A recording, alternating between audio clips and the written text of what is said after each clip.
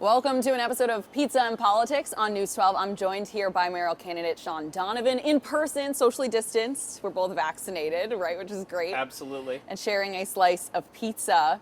Shaun, you just went on a food tour across New York. I need to know, did you find any new pizza that you need to tell us about?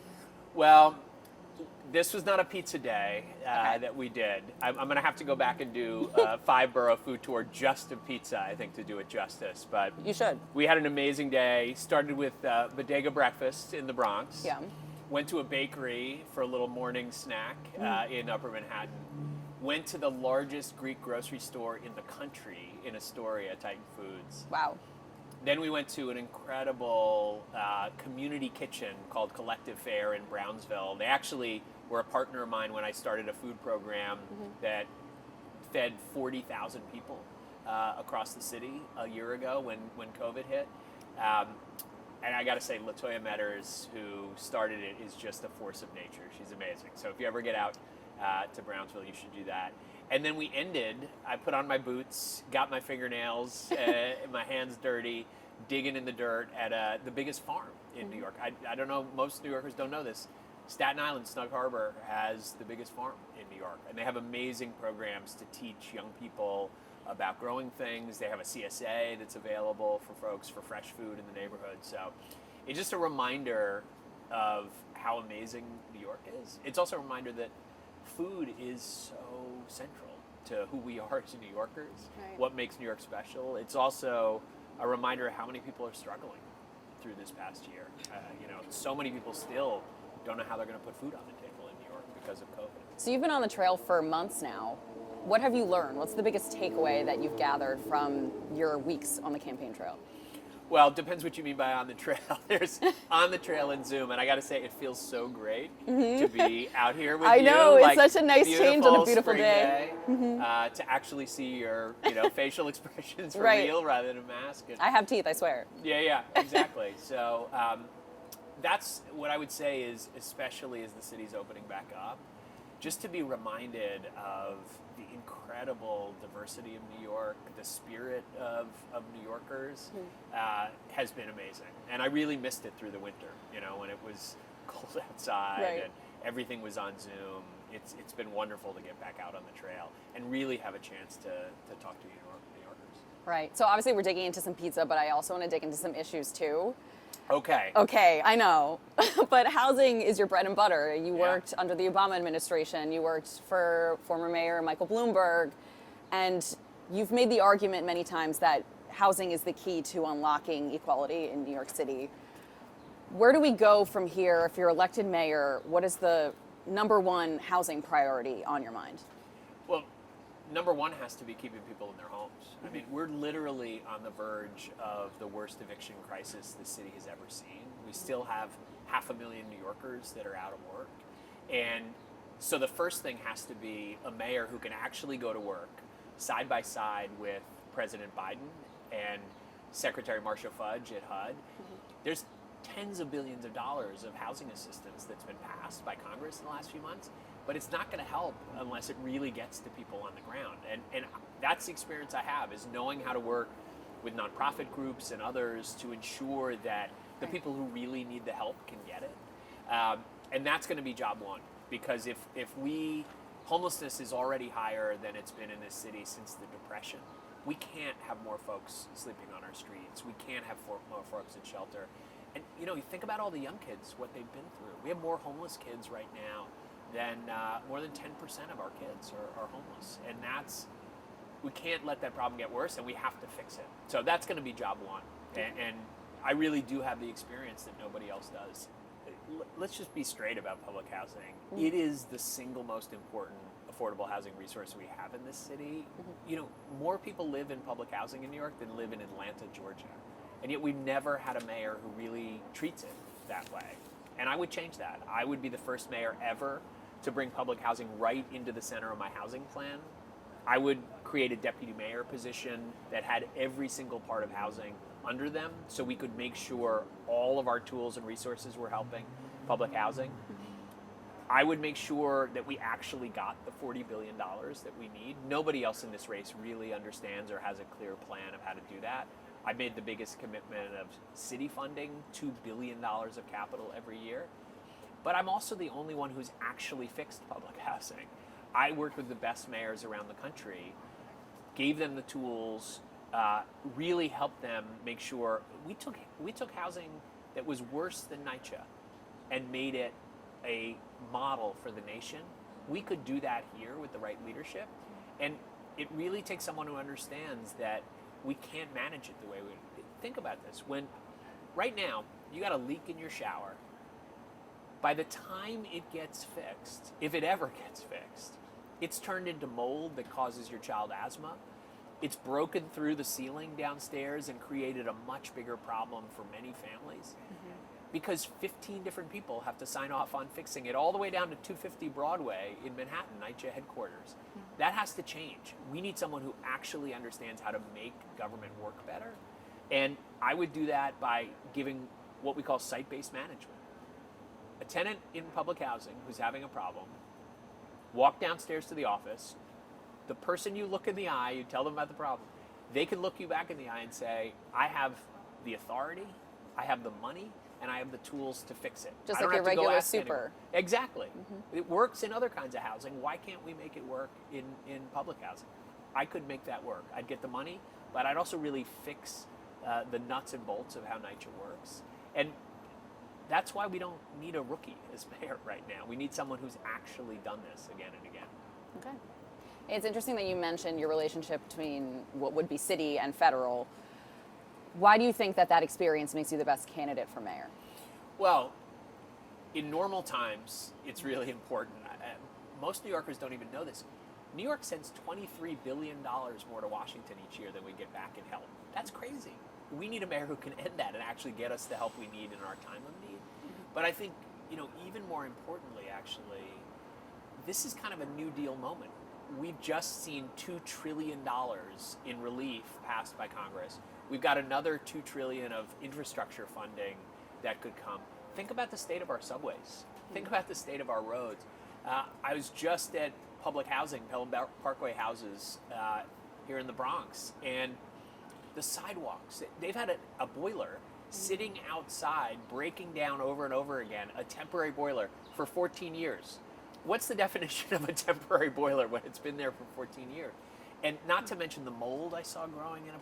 So we absolutely need a mayor who can go to Washington and get the biggest possible share of this $4 trillion and put it to work. And, it's interesting. I was reading a little bit about Mayor LaGuardia, my favorite mayor, the other day. Fun fact. Yeah. Well, he said there's no Republican or Democratic way to take out the trash. And unfortunately, for the last 8 years, we've had a mayor who thinks everything is political, that everything is ideological, and hasn't taken out the trash, hasn't fixed public housing. And what was interesting, what I read was LaGuardia was able to get huge things done in this city because of his partnership with Roosevelt, who was president at the time. It was the New Deal. There was huge resources, but we had a mayor who could go to Washington and get us a huge share of that help and bring it home to New York and fix it. And that's what I could do as mayor. So speaking of political partnerships, we've witnessed how our current mayor and our current governor get along for years now, and people critique that relationship often. How would you, especially with the legalization of recreational marijuana, that's a state legalization, but how would you work with the governor to implement something like that in New York City? Well, first of all, let's just acknowledge that watching our mayor and governor these last few years if you're a New Yorker, it's infuriating to put politics ahead of people.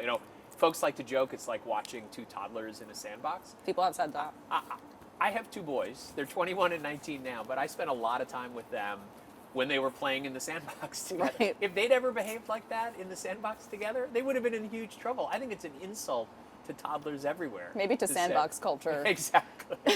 So, look, it's unacceptable. And I have a record of being able to get tough personalities working together.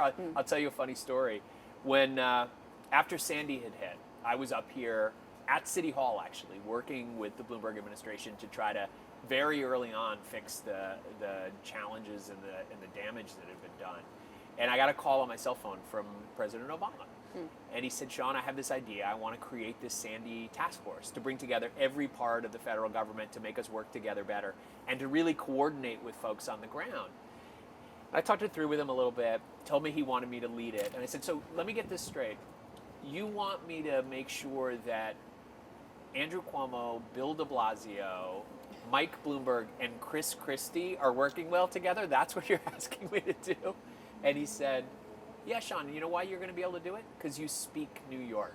And I do. I've been able to get really tough, complicated people to work together to get big things done for New York. Do you think it's important for the next mayor to have been born and bred New York, that experience? Well, let me tell you this. It's important that we don't have another damn Red Sox fan in City Hall. We've had 20 years of Red Sox fans. And so I think it's really important. Look, one of my great New York moments was I was at the Reggie Jackson 3-homer game. 77 World Series. I was 11 years old. I remember watching those home runs. I remember hugging anyone that was near me. You know something great has happened when you're hugging everybody around you that you've never met before. And we need a mayor who really understands the grit of this city, understands that New Yorkers, the one thing that unites us when we get knocked down, we get back up and we keep fighting. And we need that spirit right now in New York. Right. And that's what New York is. So getting back to a Yankee game, getting back to normalcy, being able to hug everyone again, I think everyone's, earning for that feeling. But small business kind of facilitates that feeling. Going to a restaurant, going to a comedy club. As the next mayor, if elected, what are you doing to help small businesses recover, to get people back to 100% capacity, back to that normal life? Well, let me start by just saying, even while I've been running for mayor, I've been doing that. I actually, a year ago, when the pandemic was first coming on, I talked to all my friends who work in those small businesses and restaurants, and I heard how bad it was getting, and I saw it, right? We saw them closing. So I went to work. I raised over $1 million. I called my friend Jose Andres, the well-known chef. I called Matt Joswiak at Rethink Food, and we went around the city, found small neighborhood restaurants that were literally about to go out of business, got them cooking hot, fresh meals.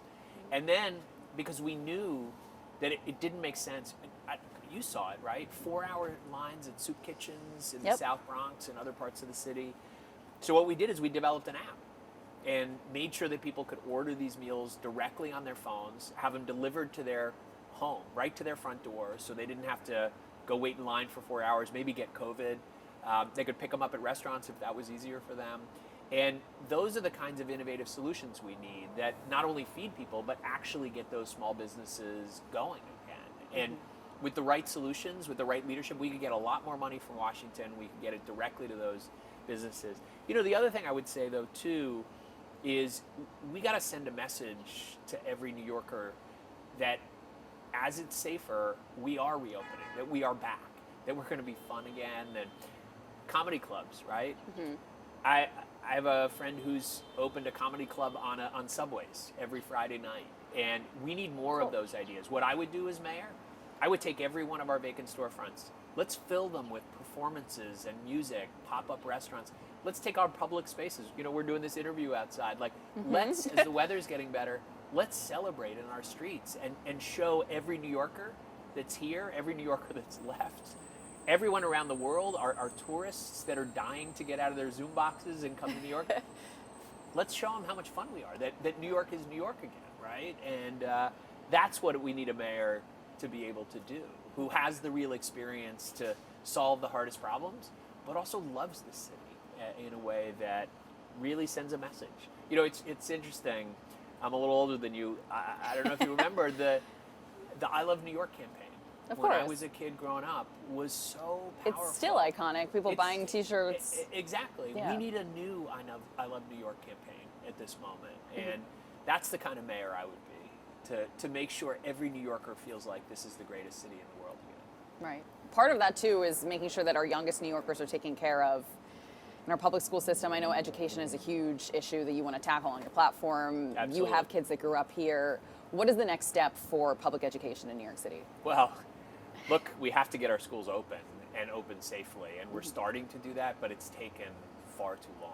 And I think this was, for me, the most disappointing thing that I saw this mayor do, and we've seen it on so many areas, but we could have opened our schools.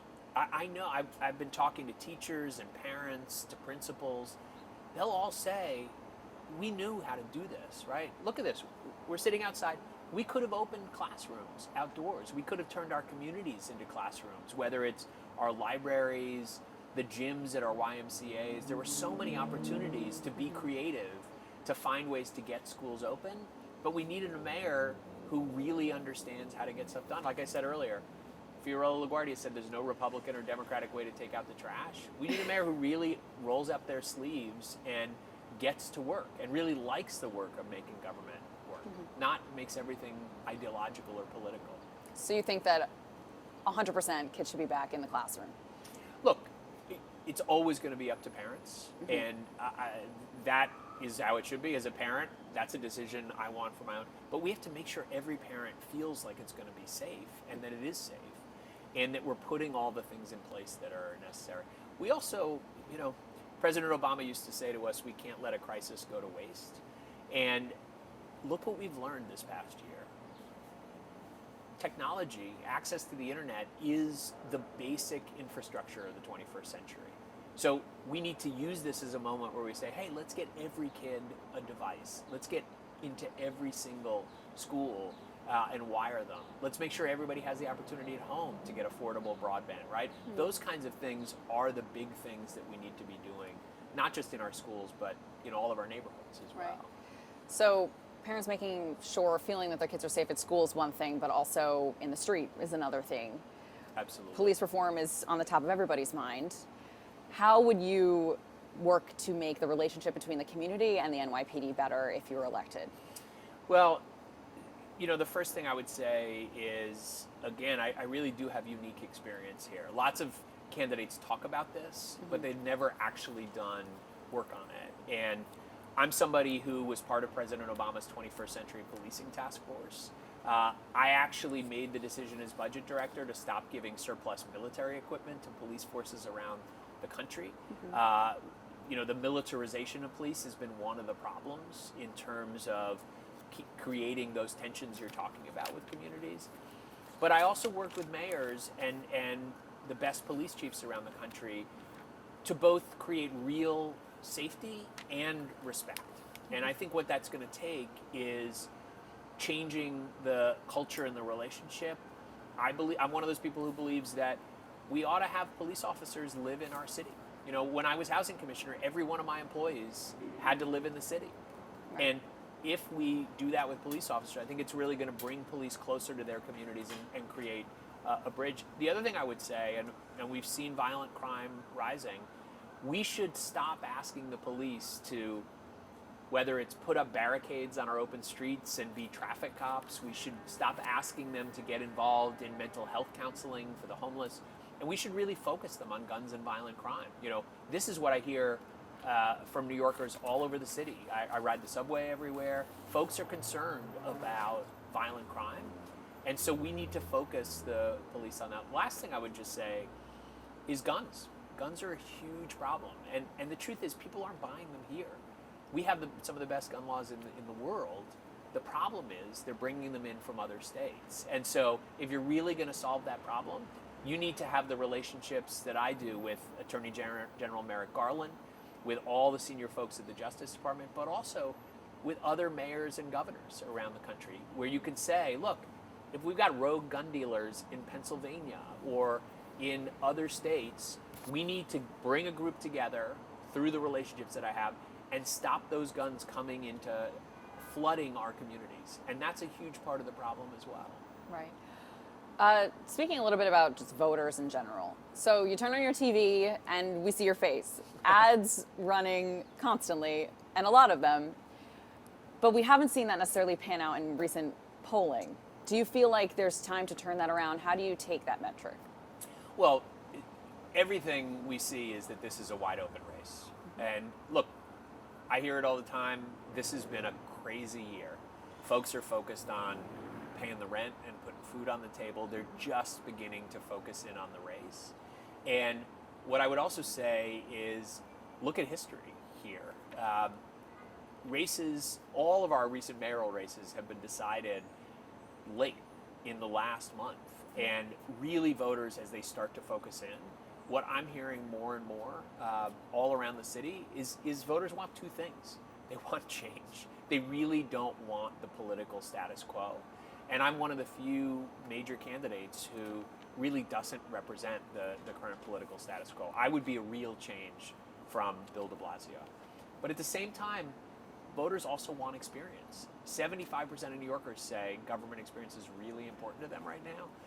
And that's where I think my message is really starting to resonate is, look, you want change, but you also want someone who's ready on day one. I hear all the time from New Yorkers, we do not need a rookie as mayor right now. If there ever a time for a rookie, this is not it. And so I'm really encouraged by what I'm hearing. No one else has the experience leading through crisis that I do. And nobody has the experience on issues like health and housing and creating jobs in small businesses that really are going to make a difference to New Yorkers right now. Recently, we found out that the Campaign Finance Board matched $1.5 million in funds for your campaign, but then also heard about a political action committee that was largely funded by your father. Do you feel like there is some sort of conflict of interest there, or not at all? Well, I was gratified that the Campaign Finance Board agreed with what I've been saying, which is we are following the law. And more than that, we have a campaign finance system we should be proud of in New York City. And I've chosen to participate. Some of the other candidates haven't. And here's what's great about it is average New Yorkers can give small amounts of money and really make a difference in a campaign. And I've been getting on the phone, talking to those New Yorkers, and it is really important that we remember that. And that is something that I think is really important in this city. And that's how I'm running my campaign. I will say there are dozens of these independent groups that are supporting many different candidates. We don't talk or coordinate with any of those. That's what the Campaign Finance Board confirmed yesterday. And so we're running our campaign. And look, the truth is, I don't hear voters and New Yorkers around the city asking about PACs. They're asking about plans. And I'm the candidate that really has the most far-reaching, most visionary plans for this city. That's what they want to talk about. Have you been having fun meeting New Yorkers? Any Oh my particular God. experience that was, I don't know, stuck in your mind? So many of them. Look, they're ones that are just incredibly fun. Laughing out loud over the Greek family that runs Titan Foods is amazing, and seeing the love and care that they take with the 17 different kinds of feta cheese that they have. Honestly, you have to admire feta cheese. Absolutely. Never met a feta I didn't like. Never. So, It's impossible. yeah. And so digging in the dirt with amazing AmeriCorps volunteers the other day at Snug Harbor Farm, laughing, getting onto the subway with voters on Eastern Parkway the other day. Do you see the parade coming back to Eastern Parkway? And if so, would you when go? I'm there, absolutely. I've been a regular. I used Okay. to take my kids. Okay. To Do you watch wear all the feathers or no? Of course. Of course. I'm going to need to see photo evidence to believe that. I think, I tried them on last time, 2019, last time it happened, and it was a dream come true, if I'm being honest. but I would also say I've seen incredibly moving scenes too. Delivering meals to people's doors who haven't eaten in days. Right. Talking to families that have lost loved ones this past year. The experience, even as the city was just starting to reopen, of being in the South Bronx, hearing the call to prayer outside mosques and watching West African immigrants lay down their pieces of cardboard and rugs to pray. Just the incredible range of and beauty of New York is something that has really come back to me on the trail. And you know, one of the things I would say is that when you're running for office, folks will share their hopes and dreams, their fears, particularly at a moment of crisis like this, in a way that is really powerful. And it's given me a sense of the deep responsibility, but also the love of the city, and what it means when you ask somebody for their vote. New York or nowhere. Exactly.